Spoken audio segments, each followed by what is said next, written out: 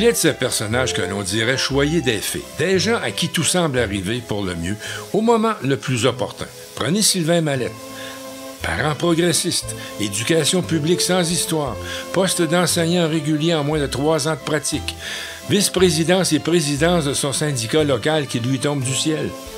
Scénario semblable à la nouvelle Fédération autonome de l'enseignement, la FAE, où il est élu président en 2013. Et comme si cela allait de soi, Sylvain Mallette a le discours aussi clair sur les questions particulières au métier d'enseignant que sur celles relatives au syndicalisme moderne. Il est aussi précis et structuré en débattant de réformes scolaires, de programmes d'enseignement ou d'écoles publiques qu'il ne l'est en relations de travail ou en mobilisation syndicale. Avec de telles compétences, redeviendra-t-il professeur d'histoire une fois son mandat syndical terminé? On peut se questionner, mais ce que l'on sait déjà, c'est qu'il s'impliquera dans une cause qui l'habite totalement, l'essor de l'école publique.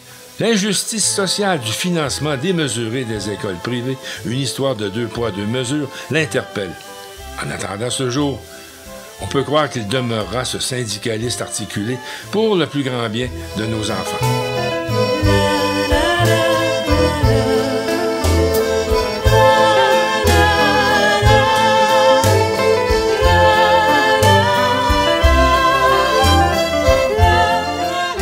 Sylvain Mallette, vous êtes président de la Fédération autonome de l'enseignement.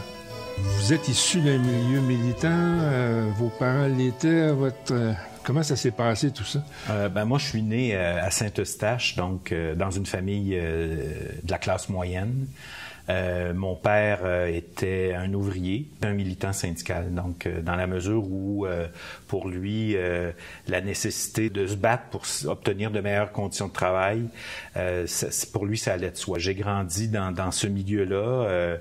Ma mère a pas pu faire d'études pour toutes sortes de raisons, mais ma mère s'est toujours intéressée à l'actualité. C'est une femme qui lit beaucoup, donc à la fois mon père qui était un homme actif, qui posait des gestes. Ma mère, elle, m'a plus amené à m'interroger, à me questionner, à lire, entre autres. Donc, je pense qu'on est un peu le fruit de l'éducation qu'on a eue, du milieu dans lequel on a grandi, puis de sa propre personnalité aussi, là. Vous savez, la vie est pas toujours simple dans la classe moyenne. Puis j'ai vu mes parents se questionner aussi parce que, entre autres, dans les années 80, avec la crise économique du début des années 80, ça a été très difficile. Mais c'est aussi le courage ordinaire des gens ordinaires qui, je pense, forgent la personnalité qu'on peut avoir. Vous dites que votre père était militant syndical. Il travaillait pour General Motors, donc dans le monde du syndicat automobile, qui était dans la division autobus à Saint-Eustache. Toute sa vie de travailleur, il a milité pour les TCA. Il s'y reconnaissait. Il considérait que c'était une organisation syndicale là, qui avait à cœur la défense des intérêts de ses membres, des conditions de travail. Donc, pour lui, ça allait de soi. Tu étais travailleur, tu devais travailler tu devais te battre pour améliorer tes conditions de travail.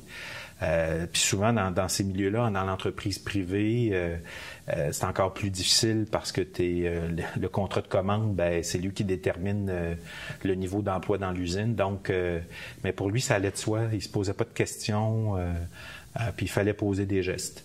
Papa a travaillé même jusqu'à sa prise de retraite. Là, il y a eu des moments très difficiles, des lock-outs, des grèves. Puis il était là, il était avec ses collègues de travail, solidaires les uns des autres aussi, là, dans des moments très difficiles. Et là, vous allez à l'école à Saint-Eustache. Comment ça se passe? Un passage scolaire assez habituel. Là. Il n'y avait rien d'extraordinaire à souligner. Là. Donc, mais j'étais un enfant très, très réservé, très timide. Je lisais beaucoup.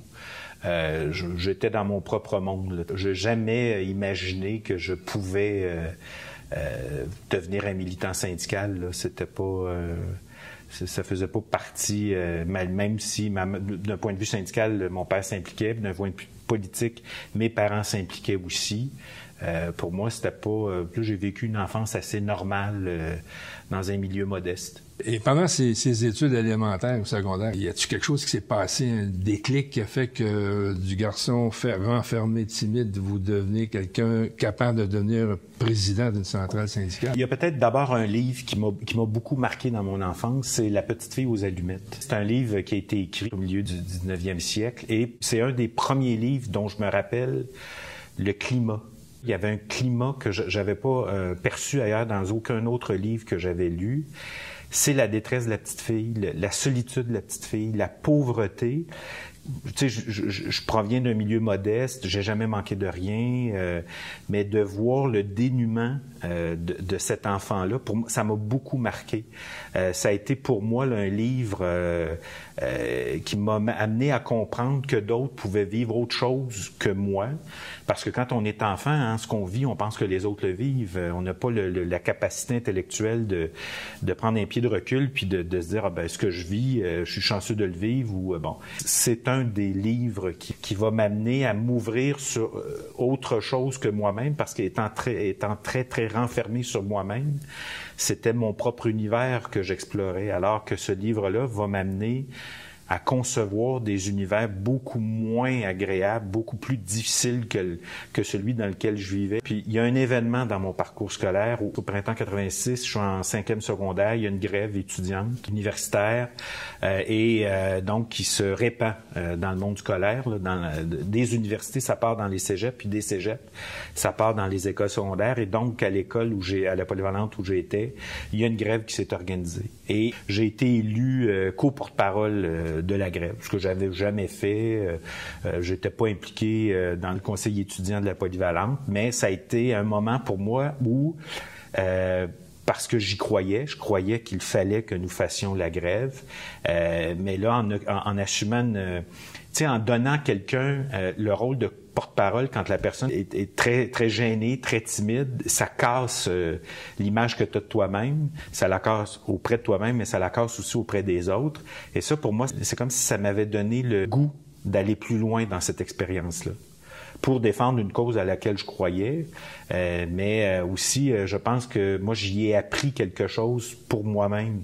C'était la capacité de prendre la parole, la capacité d'articuler un point de vue, de le défendre, de l'opposer aussi. Donc ça, pour moi, ça a été un moment important là, dans ma vie de militant. C'était à une époque aussi où la direction d'école, cette direction-là, concevait que ça faisait partie des apprentissages. C'était un moment qui avait été voulu par les enseignants, par les élèves, et donc il y avait un respect de la part de la direction pour ce geste-là. Donc évidemment, la direction ne nous avait pas recommandé de faire la grève, mais on était encore à ce moment-là, il existait dans les commissions scolaires un regard qui acceptait ce genre de comportement-là, qui acceptait que des élèves se réunissent, fassent la grève. Aujourd'hui, on est beaucoup plus dans un monde où les balises sont très strictes, malgré le fait qu'on nous dise que faut permettre aux jeunes de s'exprimer. On est beaucoup dans la parole préfabriquée. Je me rappelle très bien de l'ambiance qui existait à ce moment-là. On avait l'impression qu'on pouvait écrire l'avenir, qu'on contribuait à quelque chose de fondamental, alors que bien d'autres avant nous avaient fait beaucoup plus. Mais il y avait quelque chose là qui était nouveau pour moi, qui m'amenait à sortir de moi-même, mais en me disant que le geste que je pose peut aider à faire quelque chose. Votre père, il disait quoi de ça? Mon père était très, très content. Mon père, ça lui faisait plaisir. Pour lui, ça faisait... parce que papa a toujours dit, t'auras jamais rien sans te battre. Ce que tu auras, il va falloir que tu te battes pour l'avoir, puis même pour le garder. Donc, pour lui, ça correspondait à ce que tu devais faire comme travailleur, comme citoyen. Refuser aussi les injustices, refuser que d'autres n'aient pas ce que tu as, les dénoncer. Donc, lui, il voyait quelque chose de positif. Ma mère aussi. Pour eux, ça faisait partie de la vie qu'on devait vivre. Et là, c'est le cégep, dans les sciences humaines. J'ai choisi l'enseignement à cause de Fabienne Larouche. Que j'ai eu, parce que j'ai eu Fabienne Larouche comme enseignante en 4e secondaire. Et en l'ayant elle comme enseignante, elle m'a donné le goût de l'histoire. Puis c'était une matière dans laquelle j'excellais, puis j'aimais l'histoire. Une curiosité naturelle. Une curiosité naturelle. Je me rappelle très bien, très jeune, au début des années 80, d'avoir vu le film Normoré avec Sally Field. C'est un film qui raconte la lutte d'une ouvrière dans une usine de coton. Je comprenais pas tout ce que ça impliquait, mais moi encore, c'est l'ambiance, c'est la grisaille de ce film-là. Puis il y avait quelque chose qui m'interpellait, mais je n'étais pas capable J'étais pas capable de le comprendre totalement, j'étais pas capable d'en saisir les conséquences, mais ce goût-là de comprendre les événements qui se sont passés, ça m'a toujours interpellé. Puis j'essayais souvent si c'est comme ça, pourquoi c'est comme ça? Puis l'histoire, elle te permet de comprendre pourquoi c'est comme ça. Ça donne pas nécessairement les clés pour faire autrement, mais ça te permet de comprendre pourquoi les choses sont telles qu'elles sont à ce moment-là, parce que c'est pas vrai que les choses ne bougent pas, ne changent pas. Donc, quand j'ai eu Fabienne Larouche, c'est une femme qui maîtrisait très bien son contenu, très, très imprégnée de la fonction. Puis c'est elle qui m'a carrément donné le goût de devenir enseignant d'histoire au secondaire. Donc, en 5e secondaire, j'ai pris un cours d'histoire contemporaine que j'ai beaucoup aimé, avec Harold Dumoulin, qui était lui aussi un prof extraordinaire. C'était quelqu'un de très volubile, d'expressif.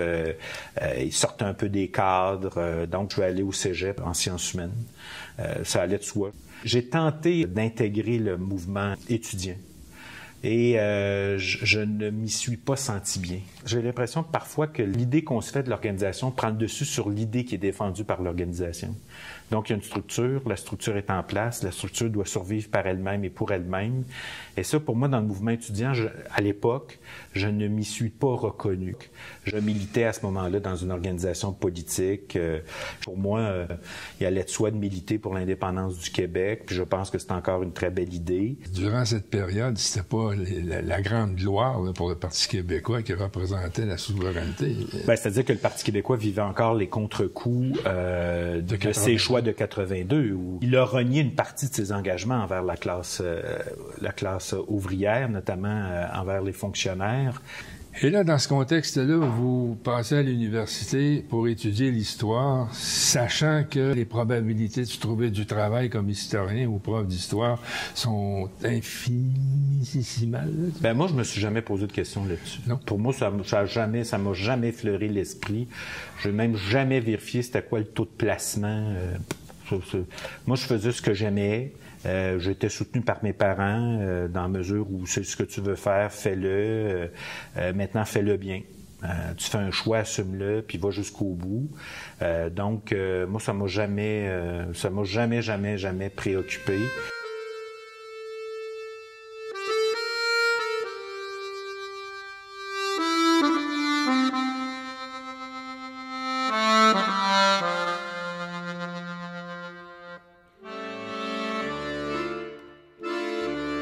J'ai pu commencer à enseigner assez tôt parce que, puis c'est un concours de circonstances, parce qu'à ce moment-là, on sort de la crise d'Oka. Et j'ai un ami qui a commencé à enseigner, qui fait de la suppléance, parce que la porte d'entrée du monde de l'éducation dans les commissions scolaires, c'est la suppléance. Et il m'appelle pour me dire, écoute, on a besoin de suppléants, es-tu disponible? Mais moi, j'avais pas terminé mon baccalauréat. Mais il en prenait parce qu'il en manquait. Il manquait de gens, là, il manquait de suppléants. Donc, puis à Oka, il y a personne qui voulait aller à Oka parce qu'on sortait de la crise d'Oka. Donc, il y avait... les gens pensaient, je ne sais pas ce que les gens pensaient, là, mais ils s'imaginaient là, qu'il y aurait des enlèvements ou des... C'est ça qui m'a amené à mettre le pied dans une école pour faire de la suppléance, alors que j'avais pas terminé ma formation pour devenir enseignant en histoire. Et c'est sur le tas que j'ai appris le métier, tout en terminant, je prenais des cours le soir pour faire de la suppléance le jour. Pendant 2 ans, et par la suite, j'ai eu un premier contrat dans une polyvalente. C'est quasiment un miracle qui vous arrive, dans le fond. Contrairement à bien des parcours d'enseignants, vous n'avez pas terminé à l'école, vous avez une job tout de suite. Mm-hmm. Alors qu'il y a du monde qui vont traîner là, dans les écoles des années avant d'avoir un poste. Une chance inouïe. C'est une chance, oui, parce qu'à l'époque, ça prenait des années là, avant d'obtenir ce qu'on appelle une permanence. Là. Puis moi, ça m'a pris 3 ans. Je veux dire, les choses se sont placées. J'ai pas eu Puis le fait qu'il y ait eu un contrat qui conduisait à la permanence, donc ça s'est fait très rapidement. À une époque où il n'y avait pas de liste de priorité, ce qu'on appelle les listes de priorité. Donc, s'il y avait un besoin dans une école, si tu étais dans l'école, tu obtenais le poste. Maintenant, il y a eu des listes de priorité qui font en sorte que les choses sont plus équitables. Mais à l'époque, c'était comme ça que ça fonctionnait. Donc, j'ai pu très tôt avoir un poste. Ça te permet aussi, si tu le souhaites, de pousser plus loin ton implication syndicale. Là. Et c'est ce que vous avez fait. C'est ce que j'ai fait. Donc. Ça, c'était dans le syndicat. C'était dans le syndicat local. À Saint-Eustache. Oui, syndicat de l'enseignement secondaire de la région Blainville-de-Montagne. Qui comptait 2 unités d'accréditation, une pour de Montagne, une pour Sainte-Thérèse. Et c'est Dominique Ducrot, qui était délégué syndical, qui va m'amener à l'action syndicale au niveau de la commission scolaire. Pour moi, ça allait de soi. Parce que j'avais vu mon père. Mon père était un travailleur, puis un travailleur, ça s'implique syndicalement parce que ça fait partie de sa vie de travailleur. Donc, pour moi, ça allait de soi. J'ai été élu sur des comités. J'ai été élu vice-président assez tôt de mon syndicat. Puis j'ai eu la chance aussi de pouvoir compter Mireille Tanguay, Daniel Ducharme, Pierre Saint-Jacques, qui voulaient un jeune aussi, qui voulait compter parmi eux, parmi les membres du comité exécutif, un jeune prof. Puis ça, moi, je pense que c'est précieux, hein, parce que il y a la place que tu fais, mais il y a la place qu'on te fait aussi. Et donc, ces personnes-là ont accepté l'inexpérience, ont accepté un petit peu un comportement un peu excessif dans la mesure où moi, je vais réussir ce que d'autres n'ont pas réussi en m'impliquant syndicalement. Donc, c'est le propre de la relève. C'est le propre de la relève. Ben oui, tu sais, de pousser un petit peu vers la sortie les plus anciens parce que, il y a là un apprentissage quotidien, là, parce que les profs viennent te voir, puis c'est un peu la même chose, c'est comme délégué. Délégué, tu es un représentant syndical, les profs viennent te voir pour te parler de leurs problèmes, des difficultés qu'ils vivent. Et donc, tu vas prendre fait et cause pour ces profs-là. Mais le travail de représentant syndical, c'est pas juste de prendre fait et cause, c'est aussi d'inspirer tes collègues dans la mesure où tu dois les amener aussi à prendre conscience du pouvoir qu'ils ont. Donc, moi, très tôt, on était dans cet état d'esprit-là, la volonté, qui était une volonté partagée de se conscientiser les uns les autres, puis de poser des gestes. Puis moi, ça a été une grande chance dans ma vie de militant de pouvoir compter sur des militants plus âgés que moi-même, plus expérimentés, mais qui étaient prêts aussi à faire de la place à un jeune là, qui avait pas 5 ans d'années d'expérience en arrière de la cravate, puis qui voulait s'impliquer. Et donc, on m'a approché pour me demander si j'étais intéressé à me présenter comme vice-président. Puis la réaction première que j'ai eue, c'est de dire, écoutez, je connais pas le contrat de travail. Parce que dans mon esprit, un représentant syndical, puis c'est issu de la lecture que moi je faisais de ce que mon père avait vécu. Mon père se promenait avec le contrat de travail, sa convention collective, il se promenait avec dans sa poche. Ce serait pas possible avec le contrat de travail des profs, là, c'est un peu plus volumineux. Ça, mon père a toujours, tu sais, je lui montrais notre contrat de travail, puis ça pour mon père, ça a toujours été il comprenait pas qu'un contrat de travail puisse être aussi volumineux. Pour lui, ça devenait même, il disait, c'est très, ça doit être très contraignant, tu sais, ça doit être, mais ça témoigne aussi de la complexité des tâches qu'on nous demande à accomplir. Mais mon père se promenait avec son contrat de travail, puis il connaissait le contrat de travail là sur le bout des doigts. Puis donc moi, ça a été ma première réaction, c'est de dire, écoutez, je connais pas le contrat de travail, donc à ce moment-là, les personnes qui m'ont approché se sont mis en disant, un représentant syndical, c'est pas juste un applicateur de convention collective, là.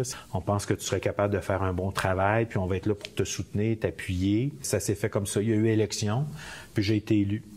Ça s'est fait aussi simplement que quand on m'a appelé pour me demander si je voulais faire de la suppléance, ou quand j'ai obtenu mon premier contrat, ou quand j'ai obtenu le contrat en voie de permanence. Les choses se sont faites naturellement. La bonne étoile. La bonne étoile, puis ça m'a amené aussi à me dire, c'est pas parce que moi j'ai été chanceux, parce que je considère que j'ai été chanceux, que tout le monde l'est. Donc, il y a des situations dans lesquelles les gens sont victimes Les gens n'ont pas de contrôle sur la situation et ça, il faut que tu défendes ces gens-là parce que parfois, c'est des gens qui savent pas se défendre eux-mêmes ou qui sont aux prises avec de telles difficultés qu'à un moment donné, ils sont dans un mode de survie. Donc, ton rôle, c'est de les accompagner pour t'assurer que leurs droits sont pas brimés. Maintenant, il faut que tu travailles, il faut que tu prépares tes cours, tu vois les profs, tu les écoutes, tu poses des gestes, tu les accompagnes. Ça, c'est exigeant, mais pour moi, ça a été... c'est arrivé. Puis j'ai pu, à partir de ce moment-là, m'impliquer localement, mais aussi au niveau des instances nationales.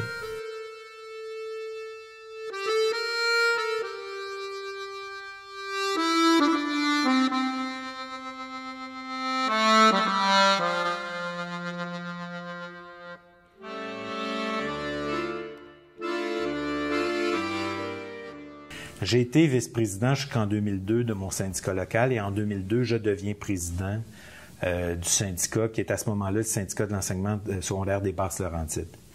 Il y a eu fusion des accréditations. Il faut se rappeler aussi qu'avec la mise en place des commissions scolaires linguistiques, il y a eu fusion de territoires de commissions scolaires, donc ce qui a amené aussi la fusion de certaines accréditations syndicales. Donc, je deviens président en 2002 jusqu'en 2005. Et en 2005, je suis passé du côté sombre de la force dans la mesure où j'ai accepté un poste de coordonnateur à la dotation à la commission scolaire. Et je suis resté 9 mois. Je m'occupais de l'octroi de poste pour les professionnels et les personnels de soutien à la commission scolaire. Ça m'a permis de constater que les syndiqués des services des ressources humaines des commissions scolaires sont passablement malmenés. Mais je suis retourné enseigner. J'ai pas aimé l'expérience, c'était pas fait pour moi. Dans le monde syndiqué, quand tu es un syndicaliste qui passe du côté sombre de la force, tu dois répondre de ce choix-là. Par raison, il y a des gens qui me l'ont reproché, qui m'en voulaient. Donc, moi, j'avais fait le choix, j'avais fait une croix sur ma vie active de syndicaliste, je vais le dire comme ça. Ça, c'est un regret que j'ai, de ne pas avoir pu participer à la désaffiliation comme telle. Avec d'autres, j'y ai contribué parce que dans la mesure où on questionnait pendant un certain nombre d'années, mais le geste de se désaffilier, j'y ai pas participé parce qu'à ce moment-là, j'étais à la commission scolaire. Puis ça fait partie de mon cheminement aussi, là. Je n'ai pas à le cacher. Par un hasard des choses, on m'a demandé d'organiser le congrès de la FA en 2008. Et au terme de ce congrès-là, il y a une vice-présidente qui démissionne. Donc, elle est élue, mais elle va quitter la FAE et le poste est à combler. Et on m'a approché pour me demander si je voulais me présenter vice-président à la vie professionnelle. Je me suis beaucoup questionné parce que je me suis dit, tu sais, je suis allé chez les patrons, comment ça va être perçu.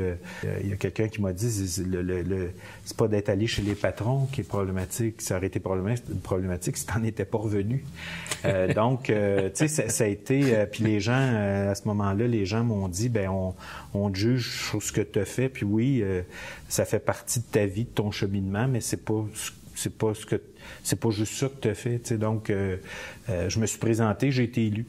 Et donc, j'ai occupé cette fonction-là pendant 5 ans. Et ici, à la FAE, est-ce que c'est un poste à temps plein rémunéré? C'est un poste à temps plein rémunéré, là, donc libération syndicale. Là encore, c'est un concours de circonstances. C'est pas parce que j'ai travaillé pour, c'est pas parce que j'ai conclu des alliances avec des groupes. C'est pas du tout. Là encore une fois, c'est comme la vie qui m'offre ça, sans que je l'ai voulu. Là, il y a 3 gros dossiers qui vont m'interpeller. Donc, la plateforme pédagogique, donc dans laquelle on propose une autre vision de l'école publique. Toute la question aussi de la semaine pour l'école publique. Donc, c'est durant... on va mettre en place la semaine pour l'école publique. Claire Pimparé va être la porte-parole. Tout récemment, c'est Philippe Laprise qui a pris le relais. C'est une occasion. On a voulu créer un événement durant lequel on valoriserait l'école publique parce qu'à ce moment-là, on considérait pas encore aujourd'hui que malheureusement l'école publique n'est pas reconnue comme elle devrait l'être. Puis toute la question aussi de la négociation des élèves en difficulté où on va, dans le cadre d'une négociation avec la partie patronale, négocier de nouvelles certaines dispositions du contrat de travail. Donc ça, c'est 3 dossiers majeurs qui m'occupent. En 2013, Pierre Saint-Germain, qui est jusque-là président de la Fédération, quitte. Et donc, je me présente et je suis élu. Je suis donc président de la FAE depuis 2013.